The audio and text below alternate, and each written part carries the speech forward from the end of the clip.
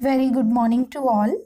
I am Sudeshna from Premchand Memorial Public School and welcome to the 5th class. Students, today is English class and we will discuss your chapter number 12, which is phrases and clauses from your English grammar book. Okay, so you just listen carefully and try to understand. So let's start today's class. Sometimes a group of two or more words makes sense but may not convey complete meaning. For example, in the bag, at 7 o'clock, purple and green. Sometime दो या उससे अधिक words का जो group होता है वो एक सेंस बनाता है, एक मीनिंग बताता है, बट वो कंप्लीट मीनिंग नहीं बता पाता. ओके, एक कंप्लीट अर्थ कन्वे नहीं कर पाता, एक्सप्लेन नहीं कर पाता. Okay, for example in the bag. Okay, हमें ये तो समझ में आ रहा है कि इन द बैग का मतलब क्या होता है, मीन्स बैग में. ओके, बट बैग में व्हाट, बैग में we are not getting complete meaning, right. हम पूरा मीनिंग नहीं समझ में आ रहा है कि यस ऐसा लग रहा है लाइक इट्स इनकम्प्लीट, राइट, अधूरा सा लग रहा है, right. Just see the next example. At 7 o'clock, 7 बजे. ठीक है, बट क्या 7 बजे, right. And see the next. Purple and green. Purple and green, right. तो ये जो एग्जाम्पल्स हैं students, they are saying something, they are making sense, but they are not conveying the complete meaning, right. ये sense तो बना रहे हैं but complete meaning convey नहीं कर पा रहे हैं, right. So such groups of words are called phrases. तो इस तरीके के जो ग्रुप्स होते हैं वर्ड्स के, ये क्या कहलाते हैं, these are called phrases. Okay, see the definition. A group of words that conveys partial और incomplete meaning is called a phrase. Okay, एक वो ग्रुप, कुछ वर्ड्स का वो ग्रुप जो कन्वे करता है कुछ पार्ट, राइट. मीनिंग, पूरा मीनिंग नहीं बता पाता है, बट यस वो कुछ मीनिंग का कुछ पार्ट कन्वे करता है, राइट. मतलब इनकम्प्लीट मीनिंग वो बताता है, उसे हम क्या कहते हैं, that is known as phrase. Okay, a phrase can have a subject और अ वर्ब. एक फ्रेज में या तो एक सब्जेक्ट हो सकता है या एक वर्ब हो सकती है. Okay, read these examples. The tall boy. Okay, the tall boy means लंबा लड़का. Okay, so there is no verb. इसमें कोई वर्ब नहीं है, but yes it has a subject. इसमें एक सब्जेक्ट है which is boy. Okay, see the next example. Ran fast. So it doesn't have subject. इसमें subject नहीं है, but yes it has verb. इसमें verb है which is ran. Okay, a phrase can also be formed without a subject and a verb. Phrase without subject and without verb के भी form की जा सकती है. Okay, for example around the track. Okay, around the track means track के चारों ओर. Okay, but there is no any subject and verb. इसमें ना तो कोई सब्जेक्ट है ना ही कोई वर्ब है. but still it is a phrase. Okay.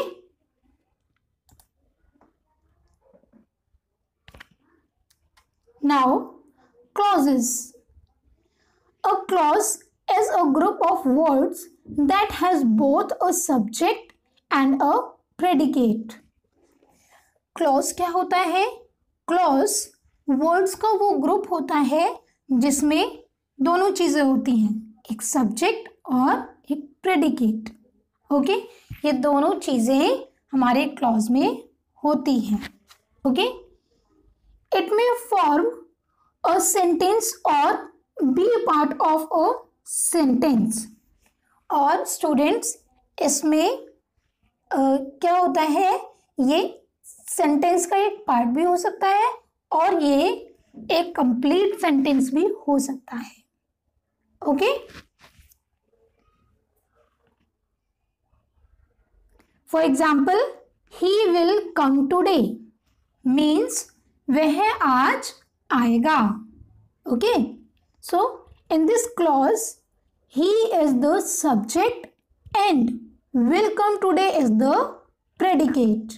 Okay, जो सेंटेंस है he will come today, तो he क्या है? सब्जेक्ट है.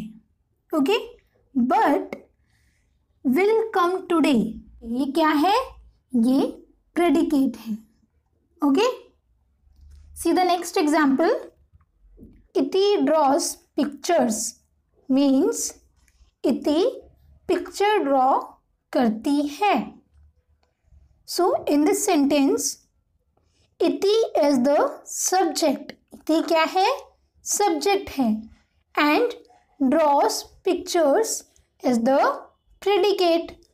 और ड्रॉस पिक्चर्स क्या है? प्रेडिकेट है. ओके,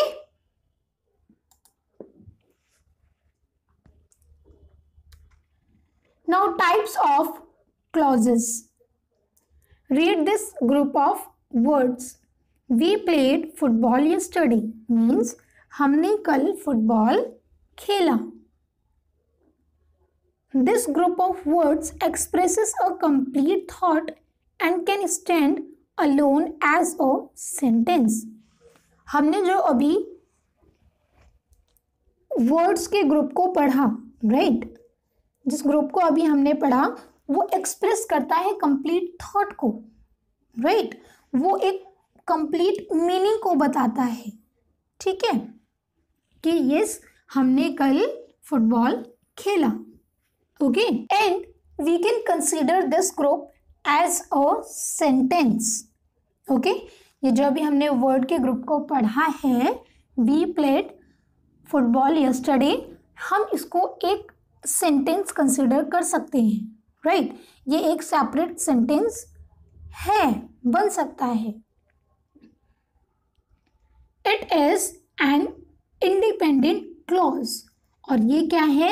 ये एक इंडिपेंडेंट क्लॉज है जिसे किसी और की जरूरत नहीं है कंप्लीट होने के लिए. Okay, it is also called a main clause. इसे मेन क्लॉज भी कहा जाता है. Okay, see the definition. An independent clause expresses a complete thought and can stand alone as a sentence. तो इंडिपेंडेंट क्लॉज क्या होते हैं? वो ऐसे क्लॉज होते हैं जो कंप्लीट थॉट एक्सप्रेस करें एंड हम उनको एक सेपरेट सेंटेंस मान सकते हैं, जो अपने आप में भी पूर्ण होता है. उसे पूरा होने के लिए किसी और की ज़रूरत, दूसरे सेंटेंस की ज़रूरत नहीं पड़ती. Okay, now read this group of words. Because it was a holiday means क्योंकि एक छुट्टी थी. Okay, here the clause expresses a thought but it needs a main clause to complete the meaning. यहाँ पर स्टूडेंट्स ये clause thought तो express करता है बट इसे मेन क्लॉज की ज़रूरत है कंप्लीट मीनिंग एक्सप्रेस करने के लिए। ओके, अब ये तो इनकम्प्लीट ही लग रहा है ना, because it was a holiday, right, क्योंकि हॉलीडे था, क्योंकि छुट्टी थी, तो ये इनकम्प्लीट लग रहा है। ये सेंस तो दे रहा है, ये थॉट तो हमें बता रहा है, but that is not complete. Okay, इसे कंप्लीट मीनिंग देने के लिए किसकी जरूरत पड़ेगी? मेन क्लॉज की। Okay, it is a dependent clause, और ये क्या है? ये एक डिपेंडेंट क्लॉज है जो दूसरे पर निर्भर है। Okay, it is also called a subordinate clause, और इसे सबऑर्डिनेट क्लॉज भी कहते हैं। Okay, see the definition. A dependent clause expresses a partial thought and cannot stand alone as a complete sentence। जो डिपेंडेंट क्लॉज होता है वो partial means एक पार्ट, ठीक है, थॉट का सिर्फ एक पार्ट एक्सप्रेस करता है, पूरा कंप्लीट थॉट नहीं बता पाता वो, ठीक है, वो पार्शियल थॉट एक्सप्रेस करता है। एंड यस, वो हम उसे एक सेपरेट सेंटेंस नहीं कह सकते। So it can not stand alone as a complete sentence. A dependent clause is usually combined with an independent clause to form a sentence. जो एक डिपेंडेंट क्लॉज है उसको कंप्लीट करने के लिए, उसको पूरा एक सेंटेंस बनाने के लिए किस में कंबाइन करना पड़ता है? उसे कंबाइन करना पड़ेगा इंडिपेंडेंट क्लॉज में। ओके, इन दोनों को एक साथ कंबाइन करना पड़ेगा, तभी वो कंप्लीट सेंटेंस बन पाएगा। For example, we played football yesterday because it was a holiday।